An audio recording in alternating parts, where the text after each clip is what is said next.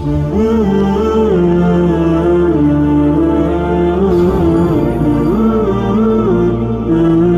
محفل میلاد کرنے والوں سے، اسٹیج لگانے والوں سے اور راستے سجانے والوں سے گزارش کروں گا، آپ نے راستے سجانے ہیں پر راستے بند نہیں کرنے۔ آپ نے اسٹیج لگانا ہے پر کسی کا راستہ نہیں روکنا۔ ہاں کسی جگہ متبادل راستہ ہو تو معاملہ اور ہے، لیکن کوشش کریں کہ کوئی ایسا کام نہ کریں جس سے اذیت ہو، تکلیف ہو، اس لیے کہ نبی پاک صلی اللہ تعالیٰ علیہ وسلم کا میلاد منانا ہے، آسانیاں تقسیم کرنی، کوشش کرنی ہے۔ آپ حضرات نے جد و جہد کرنی ہے کہ ہم کوئی ایسا کام نہ کریں جس سے نبی پاک صلی اللہ علیہ وسلم کو تکلیف ہو۔ کچھ چیزیں ایسی ہیں جس سے حضور کو تکلیف ہوتی ہے۔ حضور فرماتے ہیں من اذا مسلمن فقد اذانی، جب کوئی میرے مومن کو تکلیف دیتا ہے تو مجھے بھی تکلیف ہوتی ہے۔ حضور فرمانے لگے من راغب عن سنتی فلیس منا، جب تم میری سنت سے منہ موڑتے ہو تو اپنا اور میرا رشتہ کمزور کرتے ہو، تمہارا مجھ سے پھر تعلق نہیں رہتا، فلیس منا، وہ ہم سے نہیں ہے، یہ لفظ حدیث ہے۔ اور فرمایا جب تم چھوٹے سے پیار ہی نہیں کرتے، بڑے کا ادب ہی نہیں کرتے، من لم یرحم صغیرنا ولم یوقر کبیرنا فلیس منا، تو پھر تم ہم میں سے نہیں ہو۔ تم اگر رسول کائنات صلی اللہ علیہ وسلم کے غلام ہو تو پھر توقیر بھی تمہارے مزاج میں ہونی چاہیے، شفقت بھی تمہاری طبیعت میں ہونی چاہیے، تمہیں ادب کرنا بھی آتا ہو اور شفقت کرنا بھی آتا ہو، پھر کسی قسم کی کوئی تکلیف دہ کام نہ کریں، ایسا کام نہ کریں جس سے نبی پاک صلی اللہ علیہ وسلم کو تکلیف ہو، حضور کو اذیت ہو۔ جب کوئی کسی صحابی کے بارے میں غلط بات کرتا ہے تو میرے نبی پاک کو تکلیف ہوتی، جب کوئی اہل بیت کے بارے میں غلط بات کرتا ہے میرے نبی پاک کو تکلیف ہوتی۔ خدا را میں آپ کو کہہ رہا ہوں اور ذمہ داری سے کہہ رہا ہوں، علماء سے تصدیق کرا لینا، جو غلط بات کرتا ہے اس سے بھی حضور کو تکلیف ہوتی ہے، اور جو شوق سے وہ غلط باتیں سنتا ہے وہ سننے والے سے بھی نبی پاک کو تکلیف ہوتی۔ خبردار، حضور سید عالم کو تکلیف دینے والا کبھی کوئی کام نہیں کرتا۔ بڑی سادی سی بات کرتا ہوں، بڑی سادی سی، کسی کا بچہ غلط بھی ہو معاذ اللہ تو اس کے باپ کے سامنے یا پیچھے اگر آپ اس کے بچے پر تنقید کر دیں، کوئی ایسی بات کر دیں تو باپ کو تکلیف ہوتی ہے کہ نہیں ہوتی؟ عجیب معاملہ ہے لوگوں کا، صحابہ کے بارے میں بات کرتے ہیں، اہل بیت کے بارے میں بات کرتے ہیں، حضور کو تکلیف دیتے ہیں۔ کبھی بھی کوئی ایسا کام نہ کرے، کبھی بھی، جس سے محسوس ہو کہ مدینے والے محبوب کو ہماری وجہ سے تکلیف ہوگی۔ اور یارو دیکھو،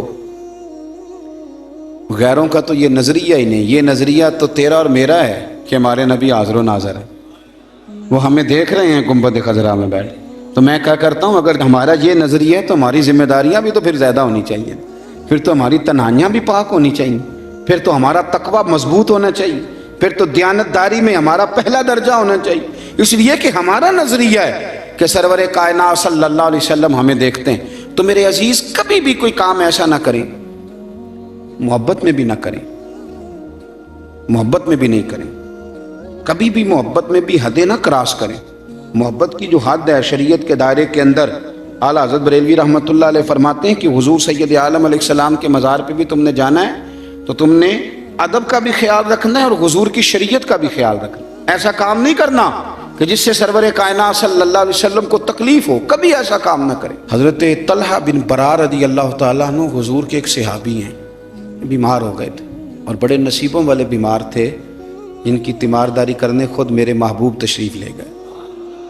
حضرت طلحہ بن برار رضی اللہ تعالیٰ عنہ شدید علیل ہیں، حضور نے ان کا چہرہ دیکھا، مقدس آنکھوں میں آنسو آئے۔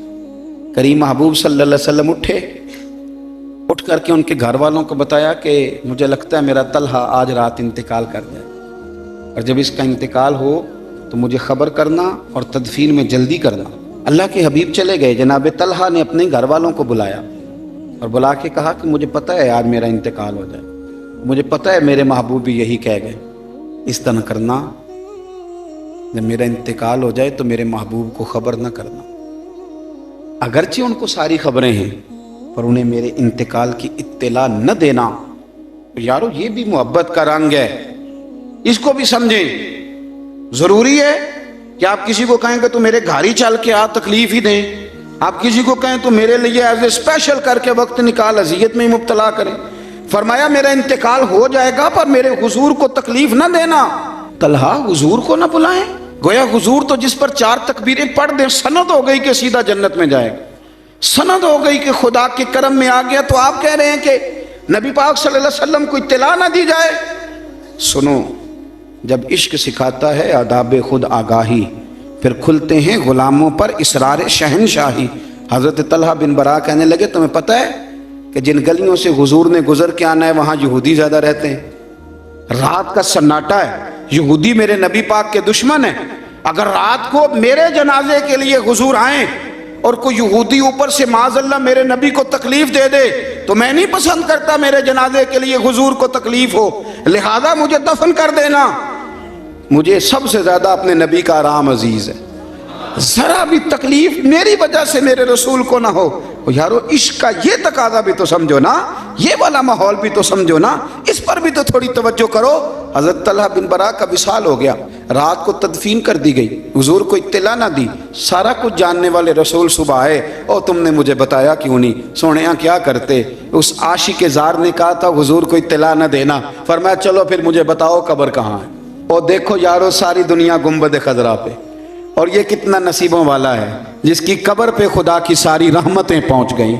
حضور سید عالم صلی اللہ علیہ وسلم قبر پہ کھڑے ہوئے، اور یہ سرکار کا خصوصی اختیار ہے، ورنہ دوسرے جنازے کی اجازت نہیں ہے ہمارے، حضور کا خصوصی اختیار ہے۔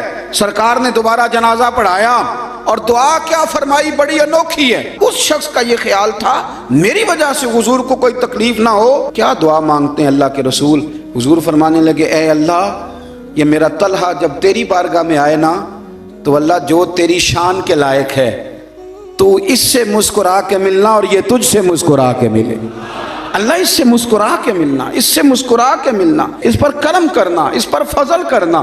دوستو یاد رکھو، اگر رسول کائنات صلی اللہ تعالی علیہ وسلم کو کسی امتی کے سبب سے تھوڑی سی بھی تکلیف پہنچ جائے تو اس سے بڑی کوئی بد نصیبی ہوگی؟